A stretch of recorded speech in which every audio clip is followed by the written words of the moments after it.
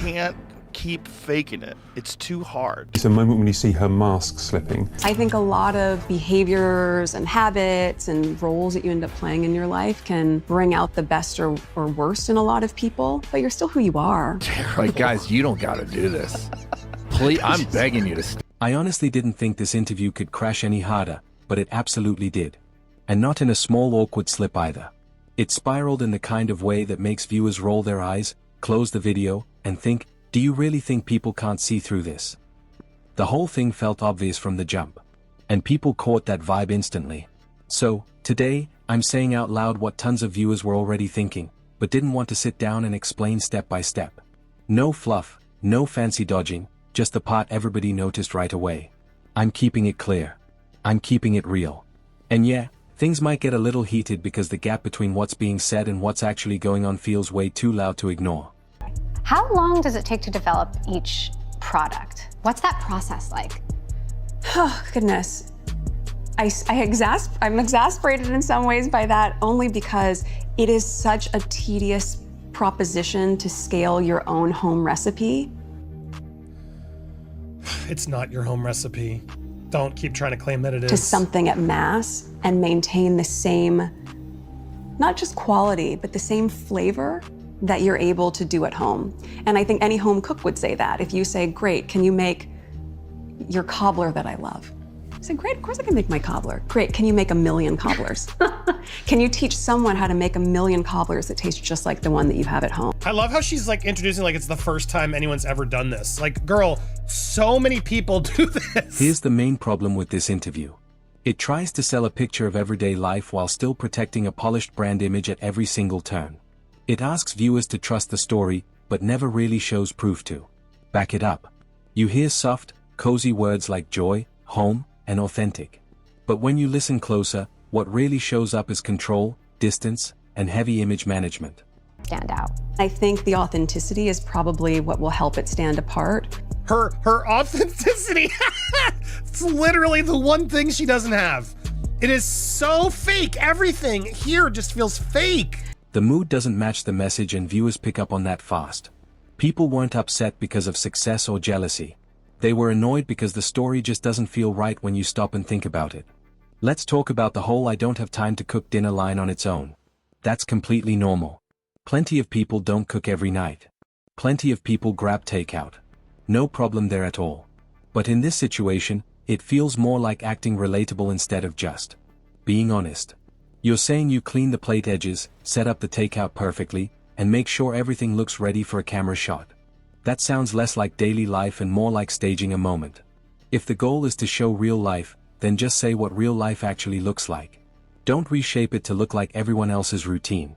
If your schedule is packed with meetings, calls, brand planning, and photo shoots, then just say that.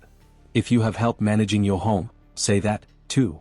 But I'm really unapologetic about the fact that though would it be lovely to go and churn your own butter? Sure, maybe. I don't have time for that. You literally waste time in your garden all the time to get flour sprinkles, so you say. How do you have time for any of this? Trying to act average while living a very high lifestyle is exactly what makes viewers cringe. A simple line like, "I don't cook. Most nights we order food and I like making it look nice," sounds natural and believable. But saying, "I don't have time" while having major support behind the scenes sounds off. It's not wrong. It just sounds out of touch. Then we hit the sold out conversation. Sold out sounds huge. It sounds exciting. It feels like a big success moment. But without real numbers, it doesn't mean much. Anybody can sell out if the batch is super small. If you release 50 products and they're gone, that's not massive demand. That's just simple math. The most coveted, because it's all gone immediately. From 2011 to 2017, I was the entrepreneur in residence at the Nashville Entrepreneur Center, and I helped startups and new CEOs get funding for their companies. I taught them how to pitch, how to get their body language happening so they could be trusted when they're pitching and asking for money.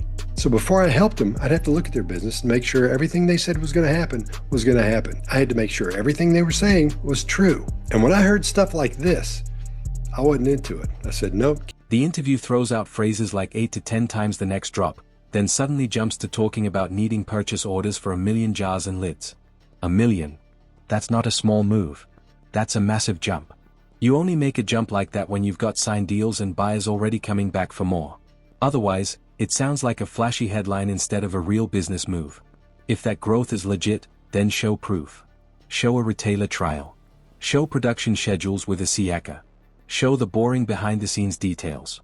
Real founders deal with things like production yields, flavor balance, sugar levels, shelf life, and products getting returned because they spoiled. Nobody is asking for secret formulas. Just show that this is bigger than a styled photo shoot and a polished press quote. Because right now it sounds more like a storyline than a working supply chain. Blah, blah, You sell blah. out that quickly, you actually, it's a double-edged sword because it's an incredible thing to happen. Dude, you're selling like 10 jars of jam. You will not show the figures. They even admitted it. Bloomberg's, we don't know what her figures are, but she's sold out. Yeah, because you're doing this fake sellout where you sell 10, 20 products and then, ooh, we're sold out. And that whole home recipe speech sounds sweet, but scaling food products is rough work. Anyone who takes that on deserves respect.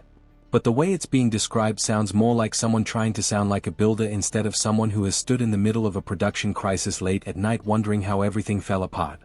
Real founders usually talk in a different way. They mention their coworkers by name. They talk about heat timing, fruit batches that failed testing, and full production runs that had to be thrown out. They talk about the constant struggle between flavor, safety, and cost because you rarely get all three perfectly balanced. They talk about the plant manager who stepped in and saved a batch at the last second. They talk about the week when everything collapsed because a label measurement was wrong and entire pallets had to be relabeled by hand. That's real struggle. That's real experience. Learning a family recipe sounds warm and comforting. Sure. But once food production grows, it stops being a simple recipe and turns into a full system. A real system with moving parts everywhere. And when that system actually works, founders don't just talk about themselves. They celebrate the teams that help build it. If those people never get mentioned, the story starts to feel like it was written for a glossy magazine spread instead of being learned the hard way on a production floor. Here come those illustrators when she's getting ready to. Part of her protocol is to start illustrating a lot. Your cobbler that I love. I said, great, of course I can make my cobbler. Great, can you make 1,000,000 cobblers? Can you teach someone how to make 1,000,000 cobblers that taste just like the one that you have at home? That's not the way it happens. Nobody asks that because there's a process for that to happen. And it's not that. She gets lost there. She's not going nerdy on her. She gets lost. She doesn't know where to go from there. She's heard this talked about, and I'm sure someone said it to her because in the meetings, if she's supposed to be the CEO, those things are talked about. And she's heard somebody talking about that. Again, they've probably told her, and she's trying to repeat it and can't remember what's. Then comes the pricing conversation and the BB shirt memory. It's clear what kind of image the brand is trying to create. It wants to feel high-end but still within reach. That little feeling of I can own a piece of this lifestyle is strong marketing. But the memory itself gives away the real message. The story doesn't focus on taste, family roots, or craft. It focuses on a rhinestone logo and the feeling of being noticed while wearing it. That's status marketing, plain and simple. And honestly, status marketing can work. There's nothing wrong with it.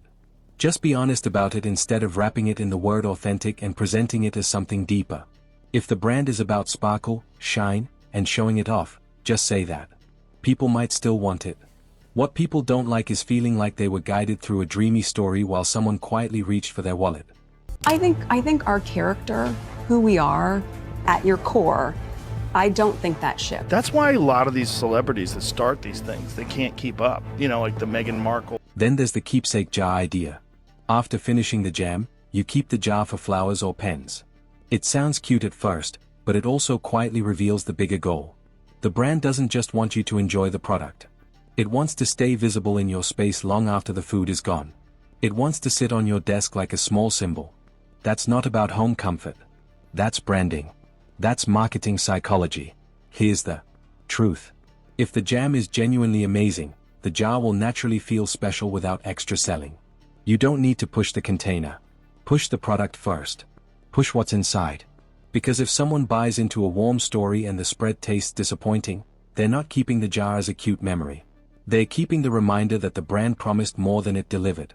Then there's the word that keeps getting thrown around like it solves everything. Authenticity.